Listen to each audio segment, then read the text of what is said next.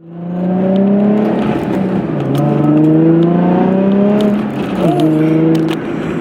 up everyone, and welcome back to the channel. Today is a Z kind of day, and if you guys saw in a previous video, Brian mentioned if his video could get 100 comments on the Z getting a new exhaust, that I would have to get a new exhaust for my Nissan 350Z. So stay tuned for that, because I'm working on a new part that's coming soon. But in today's video, we are working on a little bit more TLC. So I have a couple other projects cosmetically that I want to fix. All right guys, I'm back from the store now. I have my primer, my clear coat, I have some Bondo, and then this is the body colored paint.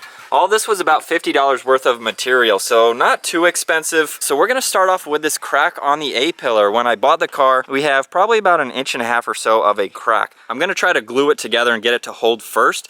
That way, just when I go ahead and sand, primer, paint, it's gonna be actually together rather than separate like it is. You guys, I have never done anything like this before. I've painted projects, I've painted like the dash on the Tacoma and things like that. I've never worked on the exterior of a car, so this is a perfect project car.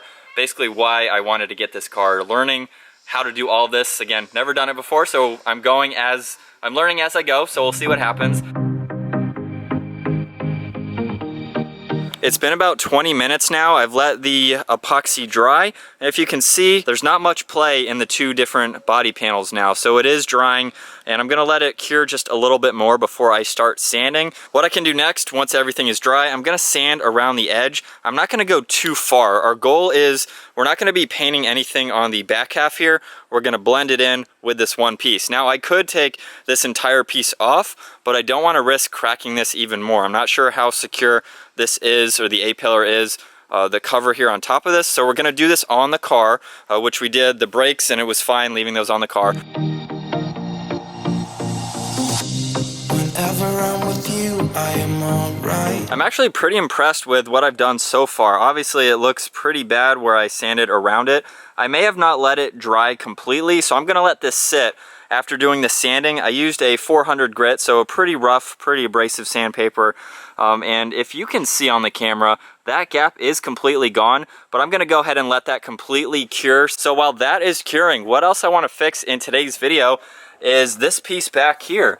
The front portion of the Z is broken off, and you can see all of these cracks. So I'm gonna paint this the exact same body color. Need to figure out how to get it out of the car first. Stuck here in this place. No.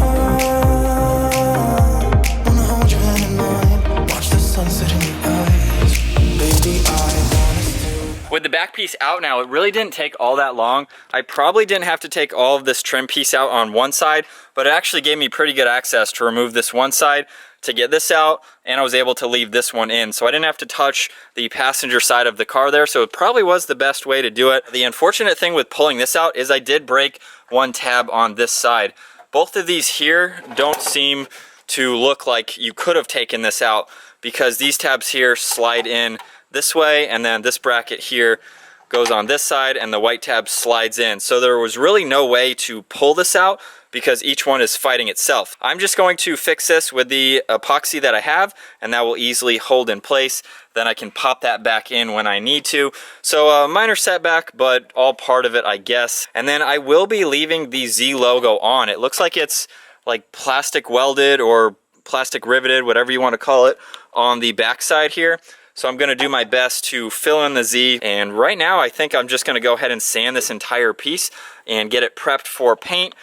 By now this should be much drier, and it looks like it is pretty cured. There's still a little bit of wiggling down at the very bottom, so I'm just gonna leave that for now.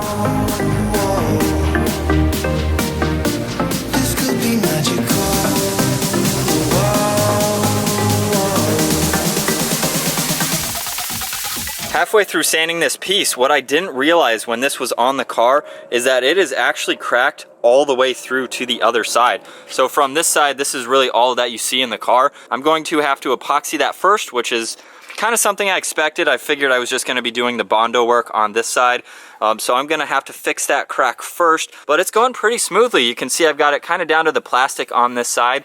I am using 400 grit right now. That's probably very aggressive for this. So I'm just using it lightly. I'm not going too hard since it is aggressive, but I can definitely feel a difference between the gritty side here and how smooth it is on this side.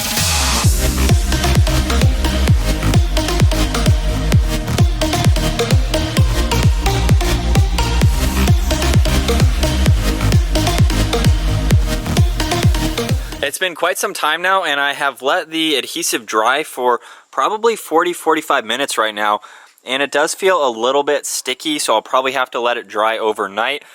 I went ahead and sanded this with 2500 as well, just to give it a little bit more of a smooth finish, so it feels really good. And I think for this project, I'm gonna go ahead and finish up that piece, reinstall that, and then we'll move over to the A-pillar again. All right, so it's the next day, you guys, and I did a little bit of prep work last night. I went ahead and epoxied that broken piece back on the one side. I've got some epoxy still drying on the inside there. So today, what I need to do is sand all of that epoxy, get ready for Bondo before we can start painting.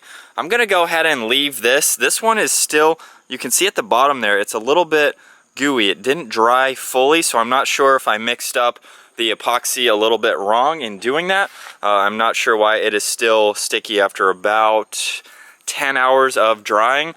So that's probably just somehow I mixed up the epoxy wrong. I'm not sure yet, so I'm gonna let that one dry a little bit longer. Driving narrow streets in a rusty car, leading to the sea, think we're getting close. We should take a pic.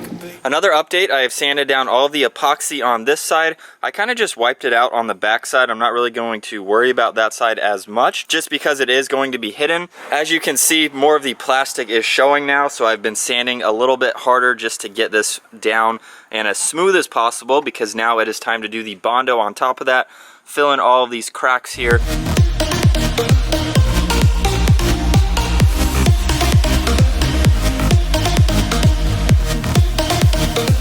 So I've been sanding again for about another 10 minutes, and I think one mistake that I made was putting too much epoxy on. So if you can see all this very dark color here, I probably layered it up a little bit too much and put it outside of the cracks more than I needed to. So I've been going back with the 400 sandpaper to get this as smooth as possible. I don't want to see any bumps or any ridges or anything like that. It all has to be a flat surface, so that way I can do the Bondo on top of that, and then when I paint, you won't see any of those imperfections through the paint. So on this side here, I have this buttery smooth. I have it all the way up to about here, and then this spot here is still a little bit rough. This is the large section where I'll have to put Bondo. It's still a little sticky back here, and I have it very smooth on the back side. So I'm gonna keep at it. All right, it is time for the Bondo now. I have made sure that this is as smooth as possible, and something to learn for the Bondo is I'm not gonna use as much or layer it up as much as I did the epoxy. I definitely had to do a lot more sanding than needed. I made sure to get any extra epoxy that I had off, so this time I'm not going to spread it out as much. Just taking a paper towel now, I'm just gonna clean off the surface. I'm gonna be using my little yellow squeegee so I don't have to do this by hand, and basically just go in all of these cracks. I have a really good seal in the crack now, so there is nothing exposed. It's all one solid piece now, which is really good. I'm going to try my best to start in small layers for the tip of the Z, because I don't want to build that up too quickly. Just using the packaging that it came in, and get a little bit going in there first. So just kind of mix that up a good bit. You probably don't have to mix it up. I just didn't want it coming out like too liquidy or too watery, I should say, watered down. So that's probably too much. I'm just gonna try to make it as even as possible. It has to be, I want it to be very like super thin, except for this one spot where I have to really build it up, and the crack kind of is more so on the top side. Alright, so just to show you round one of the Bondo, it doesn't look the best. I tried to make it as thin as possible, so I will have a little bit of sanding. I probably didn't have to Bondo on the back side there, more so just filling in these cracks here. So I'm going to let this sit for about 20 minutes, and then we'll come back, sand, and do another layer. About 20 minutes has passed now, and the Bondo is very dry. I like how I pretty much evenly spaced it out as much as possible. So it's time to sand this layer down, try to fill in the edge of this Z and get that going, and then just keep repeating until everything is perfectly smooth, everything is filled in. And the tip here is probably going to take me the most amount of time since I have to build that up.